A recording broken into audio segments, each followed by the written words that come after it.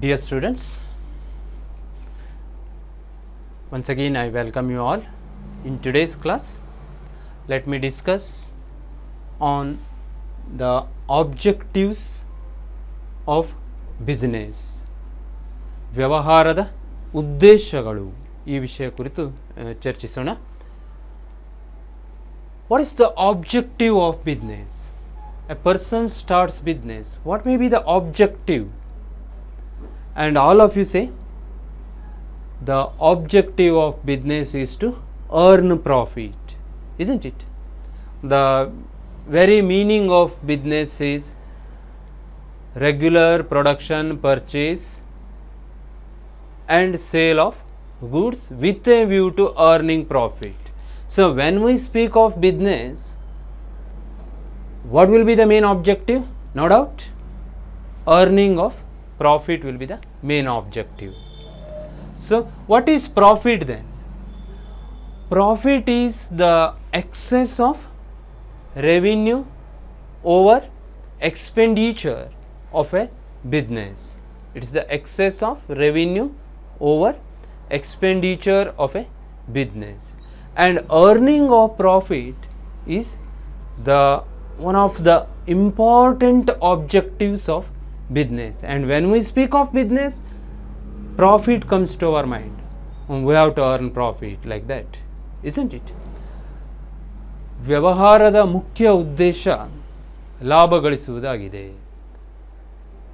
ವ್ಯವಹಾರದ ಅರ್ಥದಲ್ಲೇ ನಾವು ಇದನ್ನು ನೋಡಿದ್ದೇವೆ. ಏನು? ನಿರಂತರವಾಗಿ ಸರಕುಗಳ ಉತ್ಪಾದನೆ ಅಥವಾ ಖರೀದಿ ಮತ್ತು ಮಾರಾಟ ಯಾವುದಕ್ಕಾಗಿ?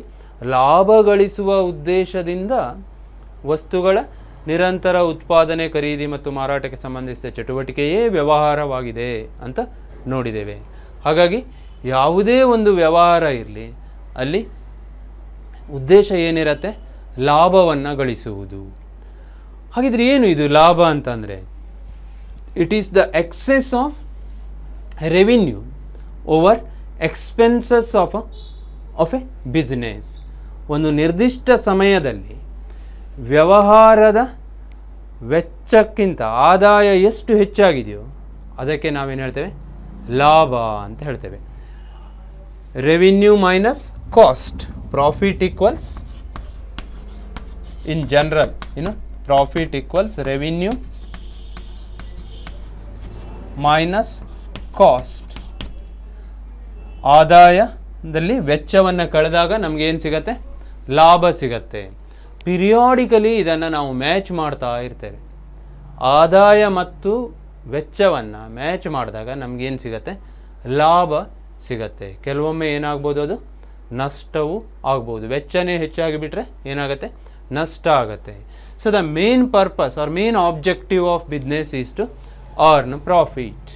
I hope all of you agree with me, isn't it? When we speak of business, earning of profit is the main objective. Then why profit is necessary for a business organization? ಒಂದು business ಆರ್ಗನೈಸೇಷನ್ನಿಗೆ ಈ ಲಾಭ ಯಾಕೆ ಬೇಕು? ನೀವು ನನ್ನ ಮಾತಿಗೆ ಒಪ್ಕೊಂಡಿದ್ದೀರಿ, ಲಾಭ ಗಳಿಸುವುದು ವ್ಯವಹಾರದ ಮುಖ್ಯ ಉದ್ದೇಶ. ಹಾಗಿದ್ರೆ ಲಾಭ ಯಾಕೆ ಬೇಕು ಬಿಸ್ನೆಸ್ಸಿಗೆ ಅಂತ? ಲಾಭ ಇಲ್ಲದೆ ಇದ್ದರೆ ಆಗಲ್ವಾ ಅಂತ ಪ್ರಶ್ನೆ. ಲಾಭ ಯಾಕೆ ಬೇಕು? Profit is necessary for different reasons. Why profit is necessary? Profit is necessary because it is a source of income to the business man. It is a source of income, source of income to the businessman.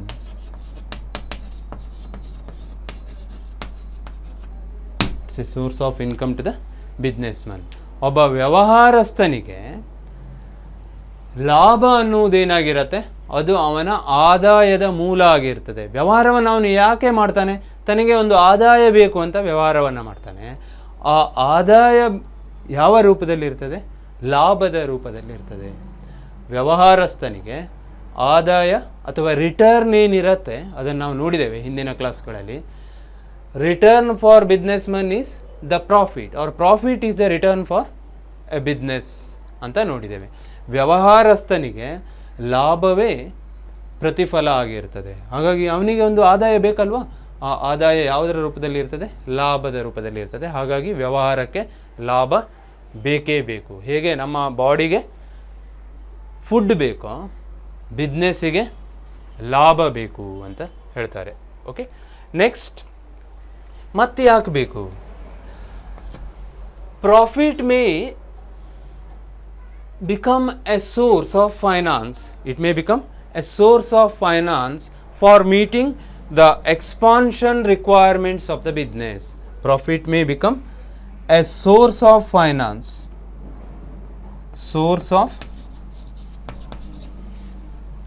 finance.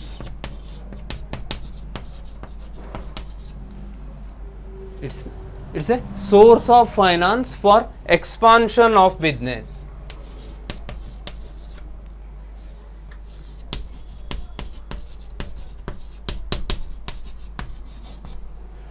For expansion activities. ಬಿಸ್ನೆಸ್ಸನ್ನು expand ಮಾಡಬೇಕು ಅಂತಂದರೆ ಅದಕ್ಕೆ ಈ ಹಿಂದೆ ನಡೆದಂಥ ವ್ಯವಹಾರದಲ್ಲಿ ಲಾಭ ಆದರೆ ಆ ಲಾಭವೇ ಹಣಕಾಸಿನ ಮೂಲವಾಗಿ ನಾವು ಬಳಸ್ಕೋಬೋದು ಅಂತ. So it's a source of finance for the expansion requirement of the business. It's a source of finance for expansion requirements of the business. ಬಿಸ್ನೆಸ್ಸನ್ನು ಒಬ್ಬ ಸ್ಟಾರ್ಟ್ ಮಾಡ್ತಾನೆ, ಒಬ್ಬ ವ್ಯಕ್ತಿ ಏನೋನು ಸ್ಟಾರ್ಟ್ ಮಾಡಿಬಿಟ್ಟು ಯಾವಾಗಲೂ ಒಂದೇ ರೀತಿಯಲ್ಲಿ ನಡ್ಸ್ಕೊಂಡು ಹೋಗ್ಲಿಕ್ಕಾಗ್ತದೆ. ಅವನು ಎಕ್ಸ್ಪಾಂಡ್ ಮಾಡಬೇಕು ಅನ್ನುವಂಥ ಉದ್ದೇಶವನ್ನು ಹೊಂದಿದರೆ ಆ ಎಕ್ಸ್ಪಾನ್ಷನ್ನಿಗೆ ಇದೇನಾಗ್ತದೆ? It's a source of finance. ಹಿಂದೆ ನಡೆಸಿದಂಥ ವ್ಯವಹಾರದಲ್ಲಿ ಲಾಭ ಬಂದದ್ದನ್ನು ಹಾಗೆ ಇಟ್ಕೊಂಡಿದ್ರೆ ಮುಂದೆ ಅದನ್ನು ಎಕ್ಸ್ಪಾಂಡ್ ಮಾಡಲಿಕ್ಕೆ ಆಗ್ತದೆ. So it's a source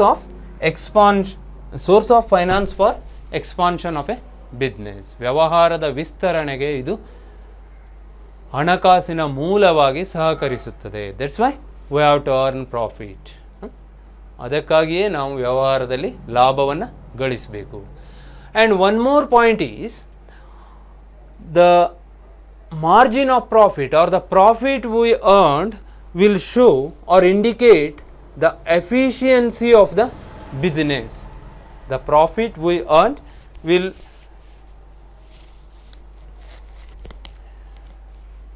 indicate the efficient working of the business. It indicates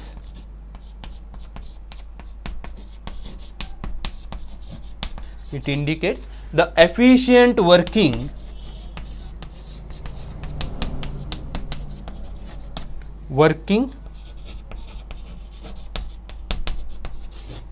of the business.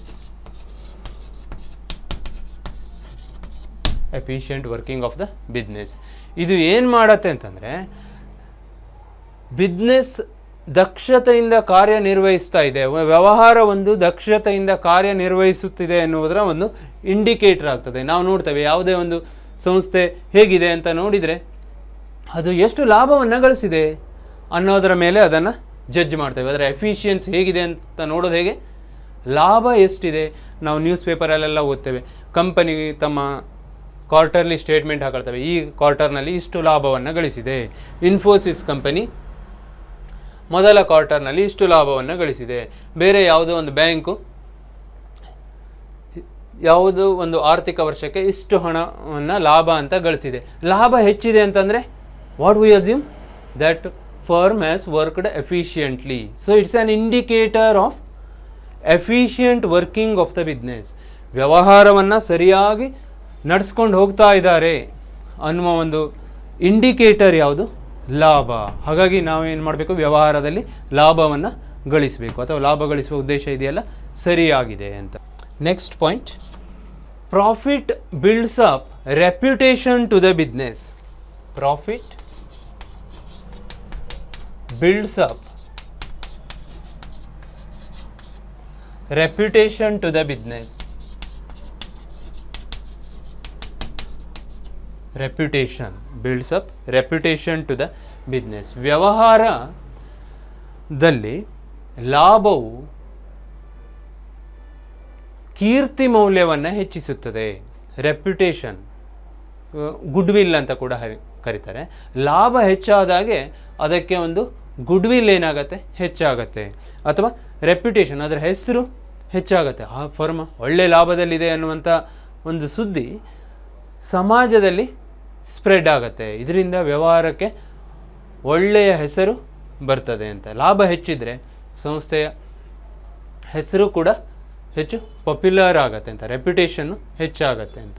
ಇದಕ್ಕಾಗಿ ನಾವು ಯಾವುದೇ ಒಂದು ವ್ಯವಹಾರ ಇರಲಿ ಏನು ಮಾಡಬೇಕು, ಲಾಭವನ್ನು ಗಳಿಸಬೇಕು. 4 important reason why profit is necessary for business. It's a source of income to the business man. Then it's a source of finance for expansion requirement, and it indicates the efficient working of the business. If it earns more profit, it shows its efficiency, and profit builds reputation to the business. ಲಾಭ ಏನಾಗುತ್ತೆ, ಬಿಸ್ನೆಸ್ಸಿಗೆ ಹೆಸರನ್ನು ತಂದು ಕೊಡುತ್ತೆ, ಕೀರ್ತಿ ಮೌಲ್ಯವನ್ನು ತಂದು ಕೊಡುತ್ತೆ ಅಂತ. ಓಕೆನಾ? ಇದಿಷ್ಟು reasons for earning of profit in business. ಈ ಕಾರಣಗಳಿಗಾಗಿ ವ್ಯವಹಾರ ಲಾಭವನ್ನು ಗಳಿಸಬೇಕು ಅಂತ.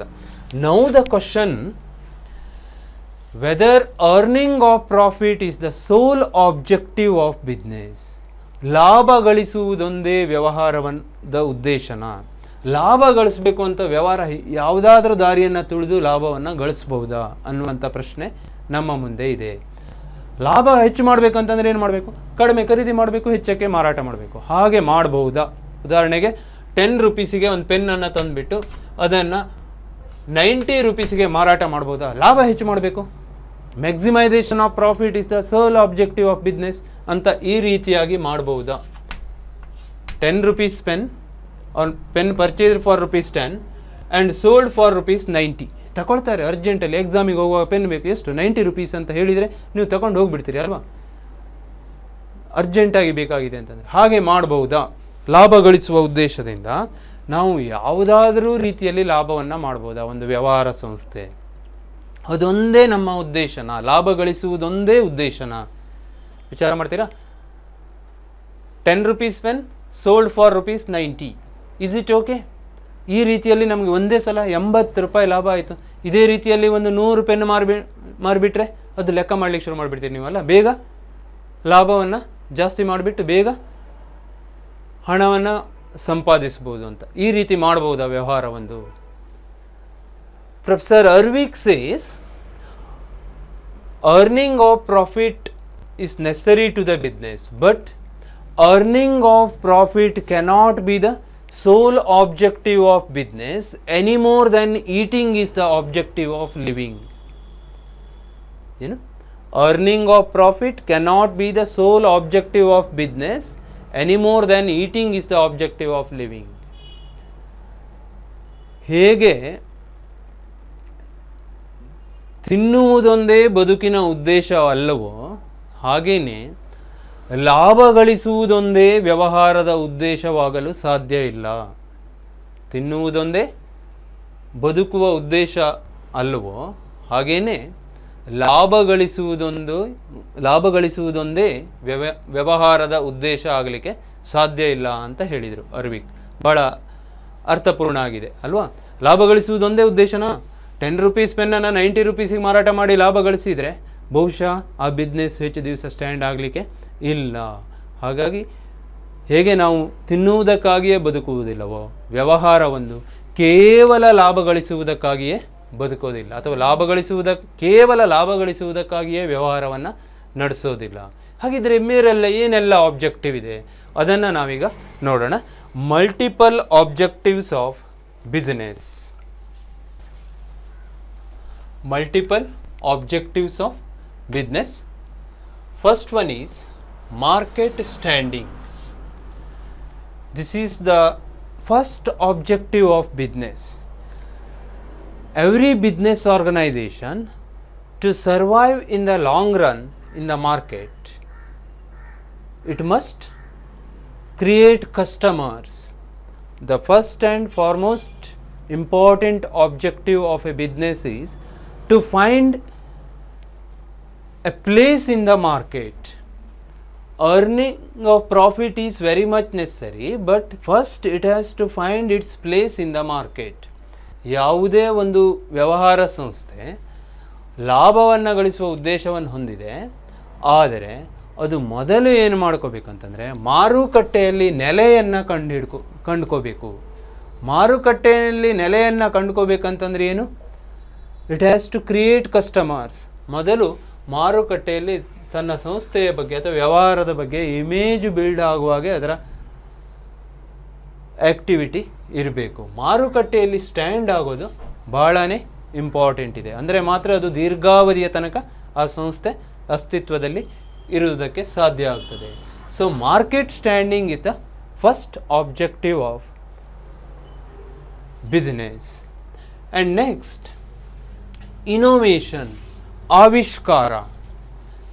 Innovation is very much necessary for the business to flourish in the market. ಯಾವುದೇ ಒಂದು ವ್ಯವಹಾರ ಮಾರುಕಟ್ಟೆಯಲ್ಲಿ ಶೈನ್ ಆಗಬೇಕಂತಂದರೆ it has to make innovation regularly. Particularly nowadays the technology is running very fast. It's changing in a blink of an eye. In such a situation, innovation is very much necessary for survival. ಬದಲಾವಣೆಗಳು ಬಹಳ ಕ್ಷಿಪ್ರವಾಗಿ ಆಗ್ತಾ ಇದೆ. Technology runs very fast nowadays. ಆ ರೀತಿ ವೇಗದಲ್ಲಿ technology ಬದಲಾವಣೆ ಆಗ್ತಾ ಇರುವಾಗ ವ್ಯವಹಾರ ಸಂಸ್ಥೆಯು ಕೂಡ ಬದಲಾವಣೆಗೆ ಹೊಂದ್ಕೊಳ್ಬೇಕು. ಬದಲಾವಣೆಗೆ ಹೊಂದ್ಕೊಳ್ಬೇಕಂತಂದರೆ ಅದು ಏನು ಮಾಡಬೇಕು? ಆವಿಷ್ಕಾರವನ್ನು ಮಾಡಬೇಕು. And innovation may be in two ways. Innovation may be in two ways. Innovation in products and services.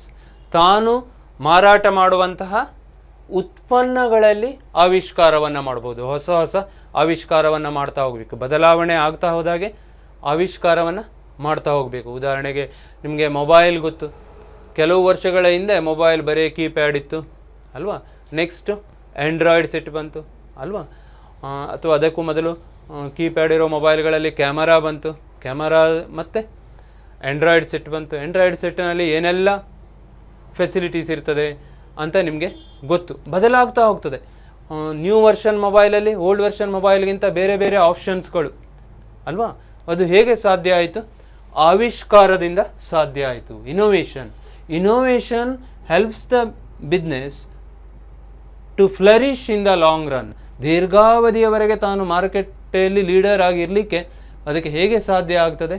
ಇನೋವೇಷನ್ನಿಂದ ಮಾತ್ರ ಸಾಧ್ಯ ಆಗ್ತದೆ. ಬೇರೆ ಬೇರೆ ಕಂಪನಿಯ ಮೊಬೈಲ್ಗಳು ಹೆಚ್ಚು ಮಾರುಕಟ್ಟೆಯಲ್ಲಿ ಸ್ಟ್ಯಾಂಡ್ ಆಗ್ತದೆ. ಯಾವ ಮೊಬೈಲ್ಗಳು ಹೆಚ್ಚು ಮಾರುಕಟ್ಟೆಯಲ್ಲಿ ಸ್ಟ್ಯಾಂಡ್ ಆಗುತ್ತೆ? ಇನೋವೇಷನ್ ಇದ್ದಾಗ ಹೆಚ್ಚು ಸ್ಟ್ಯಾಂಡ್ ಆಗ್ತಾ ಹೋಗ್ತವೆ. ಮತ್ತೆ ಇನೋವೇಷನ್ ಬರುತ್ತೆ, ದ ಟೆಕ್ನಾಲಜಿ ಬಿಕಮ್ ಔಟ್ಡೇಟೆಡ್. ಆವಾಗ ಮತ್ತೆ ಇವರು ಬದಲಾವಣೆಗೆ ಹೊಂದ್ಕೋಬೇಕು. ಇಲ್ಲ, ನಾವು ಮಾಡೋದು ಇದೇ ರೀತಿ ಮೊಬೈಲು, ಬೇಕಿದ್ದರೆ ತಗೊಳ್ಳಿ ಅಂತ ಕೂತ್ಕೊಂಡ್ರೆ ಏನಾಗುತ್ತೆ? ಆ ಬಿಸ್ನೆಸ್ಸು ಬೇಗ ಕ್ಲೋಸ್ ಆಗಿಬಿಡುತ್ತೆ ಅಲ್ವಾ. ನಾವಿರೋದು ಹೀಗೆ ಅಂತ ಇದ್ದರೆ ಆ ಬಿಸ್ನೆಸ್ಸು ಬೇಗ ಕ್ಲೋಸ್ ಆಗಬೇಕಾಗ್ತದೆ. So innovation is very much necessary. So innovation in product and services. And other one is innovation in supply of goods and services, in methods of supplying goods and services. ಗ್ರಾಹಕರಿಗೆ ಸರಕುಗಳನ್ನು ತಲುಪಿಸುವ ರೀತಿಯಲ್ಲಿಯೂ ಕೂಡ ಆವಿಷ್ಕಾರವನ್ನು ಮಾಡಬಹುದು.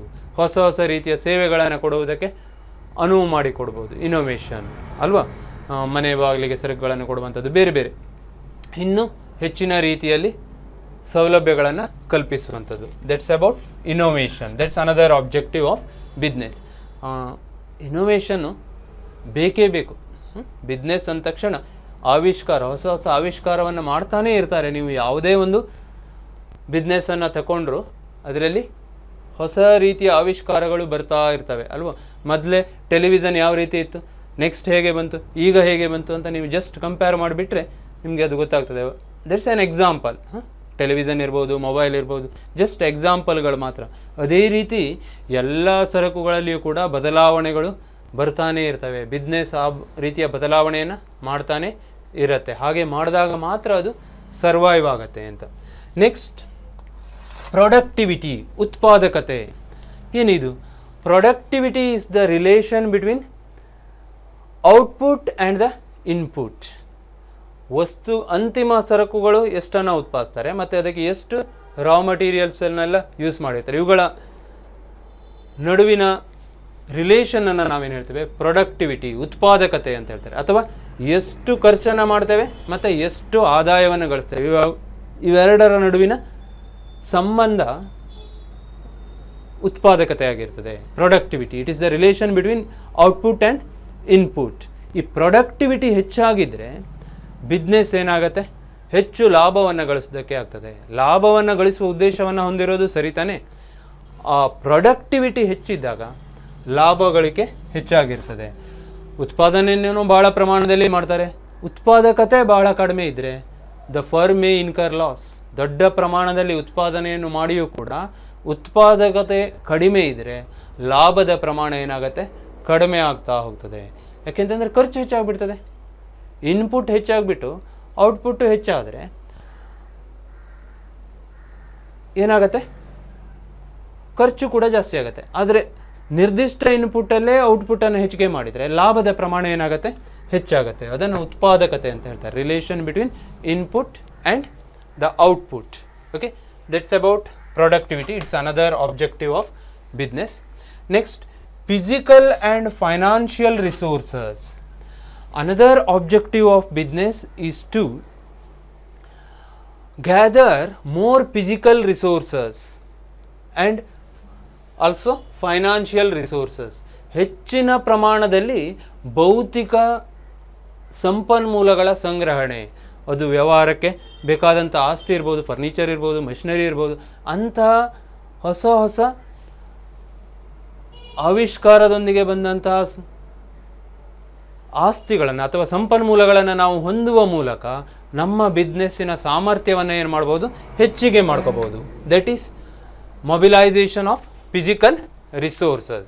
And at the same time it has to mobilise financial resources for future. ಭವಿಷ್ಯಕ್ಕೆ ಬೇಕಾದಂತಹ ಹಣಕಾಸಿನ ಸಂಪನ್ಮೂಲಗಳನ್ನು ಕೂಡ ಹೆಚ್ಚಿನ ಪ್ರಮಾಣದಲ್ಲಿ ಸಂಗ್ರಹಿಸಿಟ್ಟುಕೊಳ್ಳುವಂತಹ ಉದ್ದೇಶವನ್ನು ವ್ಯವಹಾರ ಹೊಂದಿದೆ ಅಂತ. ಓಕೆನಾ. And next one is the earning of profits. ಲಾಭವನ್ನು ಗಳಿಸುವಂಥದ್ದು. ಲಾಭ ಗಳಿಸುವಿಕೆ ವ್ಯವಹಾರಕ್ಕೆ ಅತ್ಯಂತ ಅಗತ್ಯ ಆಗಿದೆ ಅಂತ ನೋಡಿದ್ವಿ. ಯಾಕೆಲ್ಲ ಬೇಕು ಅಂತ ಈಗ ಹಿಂದಿನ ಆಬ್ಜೆಕ್ಟಿವ್ಸನ್ನು ನೋಡುವಾಗ ನೋಡಿದ್ದೀವಿ. ಇಲ್ಲಿ ಮಲ್ಟಿಪಲ್ ಆಬ್ಜೆಕ್ಟಿವ್ಸ್ಗಳಲ್ಲೂ ಕೂಡ earning of profits is included. ಇದು ಬೇಕೇ ಬೇಕು, ಲಾಭ ಗಳಿಸಲೇಬೇಕು. ವ್ಯವಹಾರ ಅಂದ ತಕ್ಷಣ ಅದು ಲಾಭ ಗಳಿಸಲೇಬೇಕು. ಆದರೆ ಅದು ಒಂದೇ ಆಬ್ಜೆಕ್ಟಿವ್ ಅಲ್ಲ ಅಂತ, ಬೇರೆ ಬೇರೆ ಉದ್ದೇಶಗಳಿದ್ದೇವೆ, ಬಹುಮುಖ ಉದ್ದೇಶಗಳನ್ನು ಹೊಂದಿದೆ. ಆ ಬಹುಮುಖ ಉದ್ದೇಶಗಳಲ್ಲಿ ಲಾಭ ಗಳಿಕೆ ಒಂದು ಅಂತ. ಲಾಭ ಗಳಿಸಿದರೆ ಮಾತ್ರ ವ್ಯವಹಾರ ಏನಾಗ್ತದೆ, ಸರ್ವೈವ್ ಆಗ್ತದೆ. ಹಿಂದಿನ ತರಗತಿಯಲ್ಲೇ ನೋಡಿದ್ವಿ ಅಲ್ವಾ. ನಮ್ಮ ದೇಹಕ್ಕೆ ಫುಡ್ ಹೇಗೋ ಹಾಗೇನೆ ಬಿಸ್ನೆಸ್ಸಿಗೆ ಪ್ರಾಫಿಟ್ ಆಗಿರತ್ತೆ ಅಂತ. So earning of profit, sufficient amount of profits is very important. That's important objective of business. ಏನು, ಸಾಕಷ್ಟು ಪ್ರಮಾಣದಲ್ಲಿ ಲಾಭವನ್ನು ಗಳಿಸುವಂಥದ್ದು ವ್ಯವಹಾರದ ಒಂದು ಉದ್ದೇಶ ಆಗಿರ್ತದೆ ಅಂತ. Next, manager performance and development. Manager performance and development. This is another important objective of business. What is this manager performance and development? A business unit has to give due importance for the development of the managers and their performance. Okay, managers performance and development should be given due weightage for the purpose of business improvement. Okay, ವ್ಯವಹಾರದ ಮಾಲೀಕನೊಬ್ಬ ತನ್ನ ವ್ಯವಹಾರದ ಅಭಿವೃದ್ಧಿಗಾಗಿ ವಿಚಾರಿಸುವಾಗ ಅಥವಾ ಯೋಚಿಸುವಾಗ ಏನು ಮಾಡಬೇಕು, ಆ ಮ್ಯಾನೇಜರ್ನ ಅಭಿವೃದ್ಧಿಗೆ, ಅವನ ಸಾಮರ್ಥ್ಯದ, ಮ್ಯಾನೇಜರ್ ಪರ್ಫಾರ್ಮೆನ್ಸ್ ಆರ್ ಇವನ್ ಎಂಪ್ಲಾಯೀಸ್ ಪರ್ಫಾರ್ಮೆನ್ಸ್. ಓಕೆ, ಆ ಮ್ಯಾನೇಜರ್ನ ಅಥವಾ ವ್ಯವಸ್ಥಾಪಕನ ಕಾರ್ಯವೈಖರಿ ಸುಧಾರಿಸುವುದಕ್ಕಾಗಿ ಏನೆಲ್ಲ ಬೇಕೋ ಅದನ್ನು ಪ್ರೊವೈಡ್ ಮಾಡುವಂಥ ಕೆಲಸವನ್ನು ಮಾಡಬೇಕು. ಒಳ್ಳೆ ಮ್ಯಾನೇಜರ್ ಇದ್ದರೆ ಸಂಸ್ಥೆ ತನ್ನಿಂತಾನೇ ಬೆಳೀತಾ ಹೋಗ್ತದೆ. ಅಂತಹ ಮ್ಯಾನೇಜರ್ ಡೆವಲಪ್ಮೆಂಟ್ ಮಾಡಲಿಕ್ಕೆ ವ್ಯವಹಾರ ಪ್ರಯತ್ನಿಸಬೇಕು ಅಂತ. ಅದು ಅವರಿಗೆ ಸರಿಯಾದ ಟ್ರೈನಿಂಗನ್ನು ಕೊಡ್ತಕ್ಕಂಥದ್ದು, ಮತ್ತು ಅವರಿಗೆ ಉತ್ತಮ ಸ್ಯಾಲರಿಯನ್ನು ಕೊಡ್ತಕ್ಕಂಥದ್ದು, ಅದು ಕೂಡ ಅವರಿಗೆ ಮೋಟಿವೇಶನ್ ಆಗಿ ಕೆಲಸ ಮಾಡುತ್ತೆ. ಆವಾಗ ಅವ್ರು ಏನಾಗ್ತಾರೆ, ಡೆವಲಪ್ ಆಗ್ತಾರೆ. If managers performance improves automatically the business will expand ಅಲ್ವಾ. ಒಂದು ದೊಡ್ಡ ಕಂಪನಿ ಅಂತ ತಗೊಳ್ಳಿ, ಆ ಕಂಪನಿ ಹೇಗೆ ಬೆಳೆಯುತ್ತೆ, ಅಲ್ಲಿಯ ಮ್ಯಾನೇಜರ್ಸ್ ಉತ್ತಮವಾಗಿದ್ದರೆ ಆ ಕಂಪನಿ ಬೆಳವಣಿಗೆಯ ವೇಗ ಹೆಚ್ಚಾಗ್ತದೆ. ಹಾಗಾಗಿ ಆ ಕಂಪನಿಯ CEO ಏನು ಮಾಡಬೇಕು, ಮ್ಯಾನೇಜರ್ಸ್ ಡೆವಲಪ್ಮೆಂಟಿಗೆ ಬಹಳ ಇಂಪಾರ್ಟೆನ್ಸನ್ನು ಕೊಡಬೇಕು. If the managers performance and development is given due weightage automatically it will lead to the expansion of the ಬಿಸ್ನೆಸ್ಸಿಗೆ ಅವರು ಕೊಡುಗೆಯನ್ನು ಕೊಡ್ತಾರೆ. ಹಾಗಾಗಿ ಏನಾಗುತ್ತೆ, ವ್ಯವಹಾರ ಬೆಳೀತಾ ಹೋಗುತ್ತೆ. That's another objective. ಮ್ಯಾನೇಜರ್ಸನ್ನು ಡೆವಲಪ್ ಮಾಡಬೇಕು. ವ್ಯವಹಾರದ ಉದ್ದೇಶ ತನ್ನಲ್ಲಿ ಬೇರೆ ಮ್ಯಾನೇಜರ್ಸ್ಗಳಿದ್ರೆ ಅವರನ್ನು ಡೆವಲಪ್ ಮಾಡಿದರೆ ವ್ಯವಹಾರ ತನ್ನಂತಾನಾಗಿ ಬೆಳೆಯುತ್ತೆ, ಆಗ ಲಾಭ ಹೆಚ್ಚಾಗ್ತದೆ ಅಂತ. Okay, next workers performance and attitude. This is another important objective. Here the owner of the business should give proper opportunity for the workers to develop and to develop their performance. ವರ್ಕರ್ಸಿಗೆ ಅವರ ಕೆಲಸದಲ್ಲಿ improvement ಮಾಡ್ಕೊಳ್ಳಿಕ್ಕೆ ಬೇರೆ ಬೇರೆ ಅವಕಾಶವನ್ನು ಕೊಡಬೇಕು. ಜೊತೆಯಲ್ಲಿ training ಕೊಡೋದಿರ್ಬೋದು, ಮತ್ತು ಅವರಿಗೆ ಫೆಸಿಲಿಟೀಸನ್ನು ಕೊಡೋದಿರ್ಬೋದು. ಬಿಕಾಸ್ ಸ್ಯಾಟಿಸ್ಫೈಡ್ ವರ್ಕ್ ಫೋರ್ಸ್ ಇದ್ದರೆ ಸಂಸ್ಥೆ ಬೇಗ ಬೆಳೆಯುತ್ತೆ. ವರ್ಕರ್ಸ್ ಸ್ಯಾಟಿಸ್ಫೈ ಆಗದೇ ಇದ್ದರೆ ಏನಾಗುತ್ತೆ, ಸಂಸ್ಥೆಯ ಬೆಳವಣಿಗೆ ಕುಂಠಿತ ಆಗುತ್ತೆ. ಹಾಗಾಗಿ satisfying the customers is also very important objectives of business. And in turn it will bring positive attitude among the ವರ್ಕರ್ಸಿಗೆ ಏನಾಗಬೇಕು, ತಮ್ಮ ಸಂಸ್ಥೆಯ ಬಗ್ಗೆ ಸಕಾರಾತ್ಮಕ ಭಾವನೆ ಇರುವ ಹಾಗೆ ಮಾಡಬೇಕು. ಅದು ಕೂಡ ವ್ಯವಹಾರದ ಉದ್ದೇಶ ಆಗಿದೆ. ಅದಕ್ಕೆ ಈ ಕಂಪನಿಗಳೆಲ್ಲ employee stock option scheme, employee development fund ಅಂಥದ್ದನ್ನೆಲ್ಲ ಮಾಡ್ತಾರೆ. ಯಾಕೆ, ಎಂಪ್ಲಾಯೀಸಿಗೆ ಒಳ್ಳೆ ಫೆಸಿಲಿಟೀಸ್ ಕೊಟ್ಟು ಅವರು ಕಂಪನಿಯ ಬಗ್ಗೆ ವ್ಯವಹಾರದ ಬಗ್ಗೆ ಸಕಾರಾತ್ಮಕ ಭಾವನೆಯನ್ನು ಹೊಂದಿದರೆ ವ್ಯವಹಾರ ದೀರ್ಘಕಾಲದ ತನಕ ಬೆಳೀತಾ ಹೋಗುತ್ತೆ ಅಂತ. ಆ ಉದ್ದೇಶವನ್ನು ವ್ಯವಹಾರ ಹೊಂದಿದೆ. ವರ್ಕರ್ಸ್ ಪರ್ಫಾರ್ಮೆನ್ಸ್ ಆ್ಯಂಡ್ ಆ್ಯಟಿಟ್ಯೂಡ್, ಅವರು ಯಾವಾಗಲೂ ಸಂಸ್ಥೆಯ ಬಗ್ಗೆ ಸಕಾರಾತ್ಮಕವಾಗಿ ಥಿಂಕ್ ಮಾಡುವ ರೀತಿಯಲ್ಲಿ ಅವರಿಗೆ ಫೆಸಿಲಿಟೀಸನ್ನು ಕೊಡೋದು, ಅದು ಕೂಡ ವ್ಯವಹಾರದ ಉದ್ದೇಶ ಆಗಿದೆ ಅಂತ. And next one is social responsibility. ಇದು ಭಾಳ ಇಂಪಾರ್ಟೆಂಟು. ವ್ಯವಹಾರಕ್ಕೆ ಲಾಭ ಗಳಿಸುವುದು ಮುಖ್ಯ ಉದ್ದೇಶ ಆಗಿದ್ದರೂ ಕೂಡ ಕೇವಲ ಲಾಭ ಗಳಿಸುವುದೊಂದೇ ಉದ್ದೇಶ ಅಲ್ಲ ಅಂತ ನೋಡಿದ್ವಿ. ಸೋಷಿಯಲ್ ರೆಸ್ಪಾನ್ಸಿಬಿಲಿಟಿ ಏನಿದು, ಸಾಮಾಜಿಕ ಹೊಣೆಗಾರಿಕೆ ಅಂತ. ಇದಕ್ಕೂ ಕೂಡ ಸೆಪ್ರೇಟ್ ಟಾಪಿಕ್ ಇದೆ. ಸಾಮಾಜಿಕ ಹೊಣೆಗಾರಿಕೆ ಅಂತಂದರೆ ಏನು, ನಮಗೆಲ್ಲರಿಗೂ ಇದೆ ಸಾಮಾಜಿಕ ಹೊಣೆಗಾರಿಕೆ. What is social responsibility? It is the responsibility of every individual to see that when he acts according to his own wishes, he should see that other people's legitimate interests are not infringed or badly affected. Social responsibility ಅಂತಂದ್ರೆ ಏನು, ನಮಗೆಲ್ಲರಿಗೂ ಇದೆ. ಪ್ರತಿಯೊಬ್ಬ ವ್ಯಕ್ತಿಗೂ ಸಾಮಾಜಿಕ ಹೊಣೆಗಾರಿಕೆ ಇದೆ. ಹಾಗೆಯೇ ವ್ಯವಹಾರಕ್ಕೂ ಕೂಡ ಸಾಮಾಜಿಕ ಹೊಣೆಗಾರಿಕೆ ಇದೆ. ಏನು ಇದು ಸಾಮಾಜಿಕ ಹೊಣೆಗಾರಿಕೆ ಅಂತಂದರೆ, ನಾವೆಲ್ಲರೂ ಕೂಡ ನಮ್ಮ ಇಷ್ಟದಂತೆ ವರ್ತಿಸುವಾಗ ಅಥವಾ ನಮ್ಮ ಖುಷಿಗಾಗಿ ನಾವು ವರ್ತಿಸುವಾಗ ಬೇರೆಯವರ ಹಿತಾಸಕ್ತಿಗೆ ಧಕ್ಕೆ ಆಗದಂತೆ ವರ್ತಿಸುವುದಿದೆಯಲ್ವ, ಅದು ಸಾಮಾಜಿಕ ಹೊಣೆಗಾರಿಕೆ. ಬೇರೆಯವರ ಹಿತಾಸಕ್ತಿಗೆ ಧಕ್ಕೆ ಆಗದಂತೆ ನಾವು ಖುಷಿ ಪಡುವಂಥದ್ದು ಇದೆಯಲ್ವ, ದಟ್ ಈಸ್ ಸೋಷಿಯಲ್ ರೆಸ್ಪಾನ್ಸಿಬಿಲಿಟಿ. ವ್ಯವಹಾರಕ್ಕೂ ಕೂಡ ಅಂತಹ ಸಾಮಾಜಿಕ ಹೊಣೆಗಾರಿಕೆ ಇದೆ. ಆ ವ್ಯವಹಾರಕ್ಕೆ ಆ ರೀತಿಯ ಹೊಣೆಗಾರಿಕೆ ಇದೆಯಲ್ವ, ಅದನ್ನು ನಾವು ಸಾಮಾಜಿಕ ಹೊಣೆಗಾರಿಕೆ ಅಂತ ಹೇಳ್ತೇವೆ. ನಮ್ಮಿಂದಾಗಿ ಇತರರಿಗೆ ತೊಂದರೆ ಆಗದಂತೆ ಇರುವುದು ಸಾಮಾಜಿಕ ಹೊಣೆಗಾರಿಕೆ. ನಾವೆಲ್ಲರೂ ಈಗ ನೀವು ಆಟ ಆಡ್ತೀರಿ, ಯಾಕೆ ಆಟ ಆಡ್ತೀರಿ? ನಿಮ್ಮ ಖುಷಿಗಾಗಿ ಆಟ ಆಡ್ತೀರಿ. You have every right. ಹಾಗೆ ಆಟ ಆಡುವಾಗ, ನೀವು ಕಾಲೇಜಿಗೆ ಬಂದಾಗ ಆ ರೀತಿ ಆಟ ಆಡುವಾಗ ಅಲ್ಲಿ ಪಕ್ಕದಲ್ಲಿ ನಡೆಯುವ ಕ್ಲಾಸಿಗೆ ತೊಂದರೆ ಆಗದೆ ಅಂತೆ ಇರೋದು, ಅದೇನು ಸಾಮಾಜಿಕ ಹೊಣೆಗಾರಿಕೆ.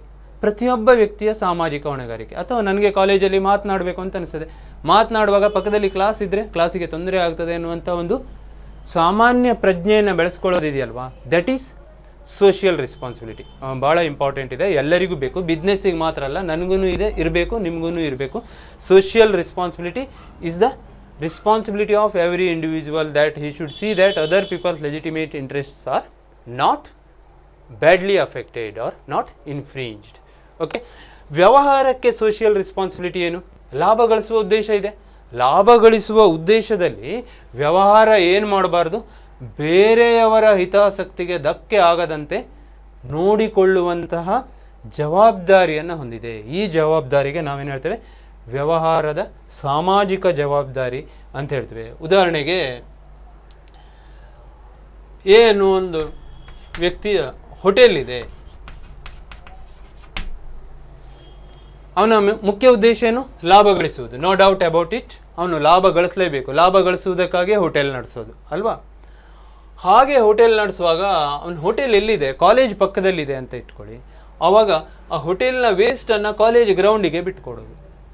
ಯಾಕೆಂದರೆ ಬೇರೆ ರೀತಿಯಲ್ಲಿ ಬಿಟ್ಕೊಡ್ಲಿಕ್ಕೆ ಹೋದರೆ ಅವನಿಗೆ ಖರ್ಚು ಹೆಚ್ಚಾಗ್ತದೆ. ಹೀಗೆ ಇಲ್ಲೇ ಬಿಟ್ಟಾಕ್ಬಿಟ್ರೆ, ಕಾಲೇಜಿನ ಎಂಡಿಗೆ ಬಿಟ್ಟಾಕ್ಬಿಟ್ರೆ ಅವನಿಗೇನಾಗ್ತದೆ? ಹೆಚ್ಚು ಲಾಭ ಆಗ್ತದೆ ಅಂತ. ಹಾಗೆ ಮಾಡ್ಬೋದಾ? ಹಾಗೆ ಮಾಡುವುದು ತಪ್ಪು. ಅವನಿಗೆ ಸಾಮಾಜಿಕ ಹೊಣೆಗಾರಿಕೆ ಇದೆ, ಅವನು ಹಾಗೆ ಮಾಡಬಾರ್ದು ಅಲ್ವಾ? ಸಾಮಾಜಿಕ ಹೊಣೆಗಾರಿಕೆ ಅವನಿಗೆ ಇಲ್ಲ, ನಾನು ಈ ವೇಸ್ಟನ್ನು ಕಾಲೇಜ್ ಗ್ರೌಂಡಿಗೆ ಬಿಡುವುದು ತಪ್ಪು ಅನ್ನುವಂಥ ಪ್ರಜ್ಞೆ ಇರಬೇಕು. ಅದಕ್ಕೆ ಏನು ಹೇಳ್ತಾರೆ? ಸಾಮಾಜಿಕ ಹೊಣೆಗಾರಿಕೆ. ಅದು ಆಮೇಲೆ ಆ್ಯಕ್ಷನ್ ಆಗತ್ತೆ ಬಿಡಿ, ಆದರೂ ಕೂಡ ವೈಯಕ್ತಿಕವಾಗಿಯೇ ನಾನು ಹಾಗೆ ಮಾಡಬಾರ್ದು ಅನ್ನುವಂಥ ಪ್ರಜ್ಞೆ ಬರುವ ಹಾಗೆ ನಡ್ಕೊಂಡ್ರೆ ಅದೇನು? ಸಾಮಾಜಿಕ ಹೊಣೆಗಾರಿಕೆ ಅಂತ ಕರೆಸ್ಕೊಳ್ತದೆ.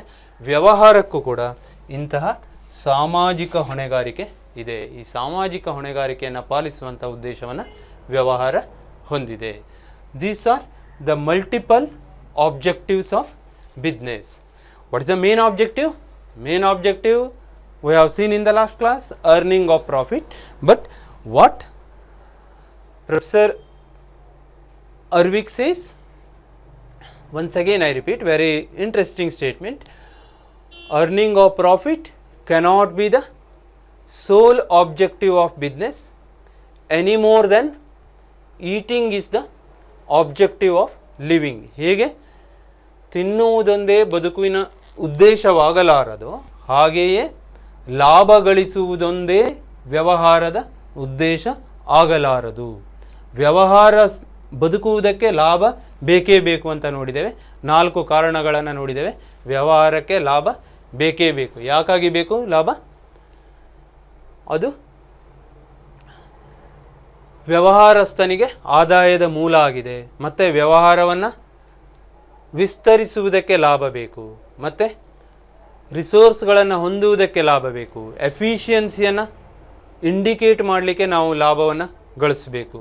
ಮತ್ತು ಒಳ್ಳೆಯ ಹೆಸರನ್ನು ಗಳಿಸಬೇಕು ಅಂತಂದರೆ ಆ ವ್ಯವಹಾರಕ್ಕೆ ಲಾಭ ಆದಾಗ ತನ್ನಿಂತಾನೇ ಹೆಸರು ಬರ್ತಾ ಹೋಗ್ತದೆ ಅಲ್ವಾ? ಅದಕ್ಕಾಗಿ ಲಾಭ ಗಳಿಸಬೇಕು. ಜೊತೆಯಲ್ಲಿ ಈ ಬಹುಮುಖ ಉದ್ದೇಶಗಳನ್ನು ವ್ಯವಹಾರ ಹೊಂದಿರಬೇಕು ಅಂತ. ಬಹುಮುಖ ಉದ್ದೇಶಗಳಲ್ಲಿ ನೋಡಿದ್ವಿ, ಒಂದು ಮಾರ್ಕೆಟ್ ಸ್ಟ್ಯಾಂಡಿಂಗ್, ಮಾರುಕಟ್ಟೆಯಲ್ಲಿ ನೆಲೆಯನ್ನು ಕಂಡುಕೋಬೇಕು. ಆವಿಷ್ಕಾರ ಇರಬೇಕು. ಆವಿಷ್ಕಾರ it may be in products and services or in distribution of goods and productivity. Then physical and financial resources, mobilization of physical and financial resources, that's another objective. Earning of profits, then manager performance and development, then workers performance and attitude. Workers ಏನಾಗಬೇಕು? ಯಾವಾಗಲೂ positive attitude-ಅನ್ನು ಹೊಂದಿರುವಾಗೆ ಮಾಡಬೇಕು. And last one is social responsibility. These are the multiple objectives of business. Now let's move on to see the other aspect, that is business risks. Business risks. See, risks are associated with uncertainties. The term business risk refers to the possibility of not earning adequate profits or even incurring losses due to uncertainties. ಅನಿಶ್ಚಿತತೆಯಿಂದಾಗಿ ವ್ಯವಹಾರವು ಸಾಕಷ್ಟು ಪ್ರಮಾಣದಲ್ಲಿ ಲಾಭವನ್ನು ಗಳಿಸಲು ಸಾಧ್ಯವಾಗದಿರುವ ಅಥವಾ ನಷ್ಟವನ್ನು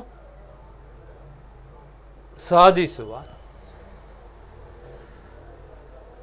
ಒಂದು ಪರಿಸ್ಥಿತಿಯನ್ನು ನಾವೇನು ಹೇಳ್ತೇವೆ, ನಷ್ಟ ಭಯ ಅಂತ ಕರಿತೇವೆ, ಅಥವಾ ವ್ಯವಹಾರದ ನಷ್ಟ ಭಯ ಅಂತ ಕರಿತೇವೆ. It is the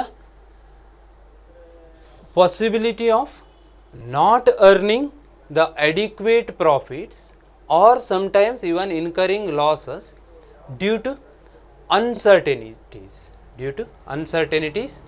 of future. ಭವಿಷ್ಯದ ಅನಿಶ್ಚಿತತೆಯಿಂದಾಗಿ ವ್ಯವಹಾರ ಎಷ್ಟು ಪ್ರಮಾಣದಲ್ಲಿ ಲಾಭವನ್ನು ಗಳಿಸಬೇಕು ಅಂತ ಮಾಡಿದೆಯೋ ಅಷ್ಟು ಪ್ರಮಾಣದಲ್ಲಿ ಲಾಭವನ್ನು ಗಳಿಸಲಿಕ್ಕೆ ಸಾಧ್ಯವಾಗದೇ ಇರುವುದು, ಅಥವಾ ಲಾಭ ಗಳಿಸುವ ಬದಲಾಗಿ ನಷ್ಟವನ್ನು ಅನುಭವಿಸುವಂತಹ ಪರಿಸ್ಥಿತಿ ಬರುವುದಕ್ಕೆ ನಾವೇನು ಹೇಳ್ತೇವೆ, ವ್ಯವಹಾರದ ನಷ್ಟ ಭಯ ಅಂತ ಕರಿತೇವೆ. ಈ ವ್ಯವಹಾರದ ನಷ್ಟ ಭಯದಲ್ಲಿ ಎರಡು ರೀತಿ ಇದೆ. One is the speculative risk and the other one is pure risk. ಅದು ಸಟ್ಟ ನಷ್ಟ ಭಯ ಆಗಿರಬಹುದು ಅಥವಾ ಪರಿಶುದ್ಧ ನಷ್ಟ ಭಯ ಆಗಿರ್ಬೋದು. Speculative risk or pure risk. See, what is that speculative risk? Speculative risk is one which arises due to change in market conditions. ಮಾರುಕಟ್ಟೆಯಲ್ಲಿ ಆಗುವಂತಹ ಏರಿಳಿತಗಳಿಂದಾಗಿ ನಷ್ಟ ಆಗುವಂಥದ್ದು ಅದೇನು, ಸ್ಪೆಕ್ಯುಲೇಟಿವ್ ರಿಸ್ಕ್. ಅಲ್ಲಿ ಏನಾಗ್ಬೋದು, ನಷ್ಟ ಆಗಬಹುದು, ಆಗದೇನೂ ಇರ್ಬೋದು, ಅಂತಹ ಒಂದು ಸಿಚುವೇಶನ್ ಇರುತ್ತೆ. ಅದನ್ನು ಸ್ಪೆಕ್ಯುಲೇಟಿವ್ ರಿಸ್ಕ್ ಅಂತ ಕರೀತಾರೆ. ಇನ್ನು ಪರಿಶುದ್ಧ ನಷ್ಟ ಭಯ, pure risk, loss of goods by fire, pure loss of goods by fire, loss of goods by theft. ಇದೇನು ಸ್ಪೆಕ್ಯುಲೇಟಿವ್ ರಿಸ್ಕ್ ಪ್ಯೂರ್ ರಿಸ್ಕ್ ಅಂತ ಕರೀತಾರೆ. ಪರಿಶುದ್ಧ ನಷ್ಟ ಭಯ ಅಂತ ಅದನ್ನು ಕರೀತಾರೆ. ನೆಕ್ಸ್ಟ್ ನೋಡೋಣ ಅದರ ಬಗ್ಗೆ ಹೆಚ್ಚನ್ನು. Nature of business risks. Business risk arise due to uncertainties. ಇದು ವ್ಯವಹಾರ ನಷ್ಟ ಭಯದ ಸ್ವರೂಪ. ಹೇಗೆ ಬರುತ್ತೆ ವ್ಯವಹಾರದಲ್ಲಿ ನಷ್ಟ ಭಯ? Business risk arise due to uncertainties. ಭವಿಷ್ಯ ಅನಿಶ್ಚಿತ ಆಗಿರೋದ್ರಿಂದ ವ್ಯವಹಾರದಲ್ಲಿ ನಷ್ಟ ಭಯ ಬರ್ತದೆ ಅಂತ. ನಾಳೆ ಏನಾಗತ್ತೆ ಅಂತ ಹೇಳಲಿಕ್ಕೆ ಆಗೋದಿಲ್ಲ. ಅದು ಮಾರ್ಕೆಟ್ ಕಂಡೀಷನ್ಸ್ ಚೇಂಜ್ ಆಗಿಬಿಡ್ಬೋದು, ಅಥವಾ ಬೇರೆ ಯಾವುದಾದ್ರೂ ಅಹಿತಕರ ಘಟನೆಗಳು ನಡಿಬಹುದು. ಆವಾಗ ಏನಾಗುತ್ತೆ, ವ್ಯವಹಾರ ನಷ್ಟವನ್ನು ಅನುಭವಿಸಬೇಕಾಗತ್ತೆ. ಇದು ನಿಮಗೆ ಸಾಮಾನ್ಯವಾಗಿ ನೀವು ಕೇಳ್ತಾ ಇರ್ತೀರಿ, ಆ ಬಿಸ್ನೆಸ್ಸು ನಷ್ಟ ಆಯಿತು, ಯಾಕೆ? ಅದನ್ನು ಅಲ್ಲಿ ಬೇರೆ ಬೇರೆ ಕಾರಣಗಳು ಇರ್ಬೋದು. ಹಾಗೆ ಅನಿಶ್ಚಿತತೆಯಿಂದಾಗಿ ಏನಾಗುತ್ತೆ, ನಷ್ಟ ಆಗ್ಬೋದು. ಇದ್ದಕ್ಕಿದ್ದಂತೆ ಯಾವುದೋ ಒಂದು ಘಟನೆ ನಡೀತು, ಆ ಘಟನೆಯಿಂದಾಗಿ ವ್ಯವಹಾರ ಮತ್ತೆ ಸುಧಾರಿಸ್ಕೊಳ್ಳೋಕ್ಕೆ ಆಗಲಿಲ್ಲ ಅಂಥ ಪರಿಸ್ಥಿತಿ, ಅಥವಾ ಕೋವಿಡ್-19 ಅಂತ ಡಿಸೀಸ್ ಬಂತು, ಲಾಕ್ಡೌನ್ ಭಾಳ ದಿವಸ ಮುಂದುವರೆದು ಬಿಡ್ತು, ಅದರಿಂದಾಗಿ ವ್ಯವಹಾರ ನಡೀಲೇ ಇಲ್ಲ, ನಷ್ಟ ಆಯಿತು, ಇಂಥದ್ದು ಕೂಡ ಆಗ್ಬೋದು. ಅಥವಾ ಬೇರೆ ಬೇರೆ ಕಾರಣಗಳು, ಪ್ರವಾಹ ಬಂದುಬಿಟ್ಟು ನಿಮ್ಮ ಬಿಸ್ನೆಸ್ ಪ್ಲೇಸ್ ಇರುವಲ್ಲೇ ಹಾನಿ ಆಯಿತು, ಅದರಿಂದಾಗಿ ನಷ್ಟ ಸಂಭವಿಸ್ಬೋದು. ಅನಿಶ್ಚಿತ ಘಟನೆಗಳಿಂದಾಗಿ ವ್ಯವಹಾರ ಸಾಕಷ್ಟು ಪ್ರಮಾಣದಲ್ಲಿ ಲಾಭವನ್ನು ಗಳಿಸಲಿಕ್ಕೆ ಆಗದೇ ಇರ್ಬೋದು. ಅಂಥದ್ದನ್ನು ನಾವಿಲ್ಲಿ ವ್ಯವಹಾರ ನಷ್ಟ ಭಯ ಅಂತ ಕರಿತೇವೆ. ಹಾಗಾಗಿ ಅನಿಶ್ಚಿತತೆ ಅನ್ನುವುದು ವ್ಯವಹಾರದ ನಷ್ಟ ಭಯದ ಒಂದು ಸಾಮಾನ್ಯ ಕಾರಣ ಆಗಿರ್ತದೆ. ಅದು ಅದರ ಸ್ವರೂಪ. ನಿಶ್ಚಿತ ಆಗಿದ್ದರೆ ಈ ರೀತಿಯ ನಷ್ಟ ಭಯ ಆಗ್ತಿರಲಿಲ್ಲ. ಅನಿಶ್ಚಿತ ಆಗಿರೋದ್ರಿಂದ ಮಾತ್ರ ಇಲ್ಲಿ ನಷ್ಟ ಭಯ ಹೆಚ್ಚಾಗಿದೆ. Business risk arise due to uncertainties. And second one is, risk is an essential part of every business. ಅದು ಯಾವುದೇ ಒಂದು ವ್ಯವಹಾರ ಸಂಸ್ಥೆ ಆಗಿರಲಿ, ಅಲ್ಲಿ ರಿಸ್ಕ್ ಅನ್ನೋದು ಇದ್ದೇ ಇರುತ್ತೆ. ರಿಸ್ಕ್ ಇಲ್ಲದೆ ಇರೋ ವ್ಯವಹಾರ ಬಹುಶಃ ಇರಲಿಕ್ಕಿಲ್ಲ. ಯಾವುದೇ ವ್ಯವಹಾರಸ್ಥನನ್ನು ನೀವು ಕೇಳಿ, ಅಯ್ಯೋ ಇದು ರಿಸ್ಕ್ ಅಂತ ಹೇಳ್ತಾರೆ ಅಲ್ವಾ? ಅಲ್ಲಿ ನಷ್ಟ ಭಯ ಇದ್ದೇ ಇರ್ತದೆ. ಲಾಭ ಆಗುವ ಅಥವಾ ಆಗದಿರುವ ಸಾಕಷ್ಟು ಪ್ರಮಾಣದಲ್ಲಿ ಲಾಭ ಆಗದಿರುವುದನ್ನು ನಾವು ನಷ್ಟ ಭಯ ಅಂತ ಹೇಳ್ತೇವೆ. ಯಾವುದೇ ಬಿಸ್ನೆಸ್ಸಲ್ಲೂ ಕೂಡ ಇದು ಬರ್ಬೋದು. ಹಾಗಾಗಿ risk is an essential part of every business. Any business it may B, there is a possibility of incurring losses or possibility of not earning sufficient amount of profit. So it is common to all business. So it is essential part of every business. Next, degree of risk depends upon mainly the nature and size of business. ವ್ಯವಹಾರ ನಷ್ಟ ಭಯವು ಸಾಮಾನ್ಯವಾಗಿ ಅಥವಾ ಹೆಚ್ಚಿನ ಪ್ರಮಾಣದಲ್ಲಿ ವ್ಯವಹಾರದ ಸ್ವರೂಪ ಮತ್ತು ಗಾತ್ರವನ್ನು ಆಧರಿಸಿರ್ತದೆ. ಕೆಲವೊಂದು ವ್ಯವಹಾರದಲ್ಲಿ ನಷ್ಟ ಭಯ ಏನಾಗಿರ್ಬೋದು, ಸ್ವಲ್ಪ ಕಡಿಮೆ ಆಗಿರ್ಬೋದು. ಇನ್ನು ಕೆಲವೊಂದು ವ್ಯವಹಾರದಲ್ಲಿ ಅವ್ರ ನೇಚರೇ ಆಗಿದೆ, ಹಾಗಾಗಿ ಏನಾಗಿದೆ ಅಲ್ಲಿ possibility of not earning sufficient amount of profit is more. ಅಥವಾ ಇನ್ನು ಕೆಲವಲ್ಲಿ ನೇಚರ್ ಆ ರೀತಿಯಾಗಿ ಇಲ್ಲದೆ ಇದ್ದರೆ ನಷ್ಟ ಆಗುವ ಸಂಭವ ಸ್ವಲ್ಪ ಕಡಿಮೆ ಇರ್ಬೋದು. ಇನ್ನು ಸಣ್ಣ ಪ್ರಮಾಣದ ವ್ಯವಹಾರ ಆದರೆ ನಷ್ಟ ಭಯದ ಪ್ರಮಾಣದ ಕಡಿಮೆ ಇರ್ತದೆ, ದೊಡ್ಡ ಪ್ರಮಾಣದ ವ್ಯವಹಾರ ಆದರೆ ನಷ್ಟ ಭಯದ ಪ್ರಮಾಣ ಹೆಚ್ಚಾಗ್ಬೋದು ಅಂತ. Totally the degree of risk depends mainly upon the nature and size of business. Next, profit is the reward for risk taking. Profit is the reward for risk taking. ಲಾಭವು ನಷ್ಟ ಭಯವನ್ನು ಎದುರಿಸಿದ್ದಕ್ಕೆ ಸಿಗುವಂತಹ ಒಂದು ಪ್ರತಿಫಲ ಆಗಿದೆ ಅಂತ. ಲಾಭ ನಷ್ಟ ಭಯವನ್ನು ಎದುರಿಸಿದ್ದಕ್ಕೆ ಸಿಗುವಂಥ ಒಂದು ಪ್ರತಿಫಲ ಆಗಿದೆ ಅಂತ. Where there is risk there is a profit ಅಂತ ಹೇಳ್ತಾರೆ ಜನರಲ್ ಆಗಿ. ಆ ರಿಸ್ಕನ್ನು ನಾವು ಎಷ್ಟು ಚೆನ್ನಾಗಿ ಹ್ಯಾಂಡಲ್ ಮಾಡ್ತೇವೋ ಅಷ್ಟು ನಮಗೆ ಲಾಭದ ಪ್ರಮಾಣ ಹೆಚ್ಚಾಗ್ಬೋದು. ಲಾಭ ಅನ್ನೋದು ನಾವು ರಿಸ್ಕನ್ನು ತಗೊಂಡಿದ್ದಕ್ಕೆ ನಮಗೆ ಸಿಗುವಂಥ ಪ್ರತಿಫಲ ಆಗಿದೆ. ರಿಸ್ಕನ್ನು ನಾವು ಸರಿಯಾಗಿ ತಗೊಂಡ್ರೆ, ಸರಿಯಾಗಿ ಮ್ಯಾನೇಜ್ ಮಾಡಿದರೆ ಏನಾಗ್ಬೋದು, ನಮಗೆ ಲಾಭ ಗಳಿಸಲಿಕ್ಕೆ ಅನುಕೂಲ ಆಗ್ಬೋದು ಅಂತ. ಹಾಗಾಗಿ ಲಾಭ ಏನು, ರಿಸ್ಕ್ ತಗೊಂಡಿದ್ದಕ್ಕೆ ಪ್ರತಿಫಲ ಆಗಿದೆ. These are the points relating to the nature of business risk. So first, it may arise due to uncertainties or business risk arise due to uncertainties. ಭವಿಷ್ಯದ ಅನಿಶ್ಚಿತತೆಯಿಂದಾಗಿ ವ್ಯವಹಾರದಲ್ಲಿ ನಷ್ಟ ಭಯ ಬರ್ತದೆ ಅಂತ. Next, risk is an essential part of every business. ಎಲ್ಲ ವ್ಯವಹಾರದಲ್ಲಿಯೂ ಕೂಡ risk ಅನ್ನೋದು ಇದ್ದೇ ಇರುತ್ತೆ. ರಿಸ್ಕ್ ಇಲ್ಲದೆ ಇರುವಂಥ ವ್ಯವಹಾರ ನಮಗೆ ಬಹುಶಃ ಸಿಗಲಿಕ್ಕಿಲ್ಲ. ಸಣ್ಣ ಪ್ರಮಾಣದಲ್ಲಿ ಆಗ್ಬೋದು, ದೊಡ್ಡ ಪ್ರಮಾಣದಲ್ಲಿ ಆಗ್ಬೋದು, ರಿಸ್ಕ್ ಇದ್ದೇ ಇರುತ್ತೆ ಅಂತ. And the degree of risk depends mainly upon the nature and the size of the business. ಎಷ್ಟು ಪ್ರಮಾಣದಲ್ಲಿ ನಷ್ಟ ಭಯ ಇದೆ ಅನ್ನೋದು ಯಾವುದ್ರ ಮೇಲಿಂದ ನಿರ್ಧಾರ ಆಗುತ್ತೆ, ಅದು ನಾವು ಯಾವ ವ್ಯವಹಾರವನ್ನು ನಡೆಸ್ತಾ ಇದ್ದೇವೋ ಆ ವ್ಯವಹಾರದ ಸ್ವರೂಪ ಮತ್ತು ಆ ವ್ಯವಹಾರವನ್ನು ನಾವು ಯಾವ ಪ್ರಮಾಣದಲ್ಲಿ ಮಾಡ್ತಾ ಇದ್ದೇವೆ, ದೊಡ್ಡ ಪ್ರಮಾಣದಲ್ಲಿ ಮಾಡ್ತಾ ಇದ್ದೇವೆಯೋ ಸಣ್ಣ ಪ್ರಮಾಣದಲ್ಲಿ ಮಾಡ್ತಾ ಇದ್ದೀವೋ ಅನ್ನೋದ್ರ ಮೇಲೆ ಡಿಪೆಂಡ್ ಆಗಿರುತ್ತೆ ಅಂತ. ಆಮೇಲೆ profit is the reward for risk taking. ನಾವು ರಿಸ್ಕನ್ನು ಎದುರಿಸಿದ್ದಕ್ಕೆ ನಮಗೆ ಸಿಗ್ತಕ್ಕಂಥದ್ದೇನು, ಪ್ರಾಫಿಟ್ ಅಂತ. ಆ ಪ್ರಾಫಿಟ್ಟು ನಮಗೆ ರಿಸ್ಕ್ ತಗೊಂಡಿದ್ದಕ್ಕೆ ಪ್ರತಿಫಲ ಆಗಿರ್ತದೆ. ಇದಿಷ್ಟನ್ನು ನೋಡಿದ್ವಿ. ಬಿಸ್ನೆಸ್ ರಿಸ್ಕ್ ಬಗ್ಗೆ ಹೆಚ್ಚಿನ ವಿಷಯಗಳನ್ನು ಮುಂದಿನ ತರಗತಿಯಲ್ಲಿ ನೋಡೋಣ. Okay, thank you.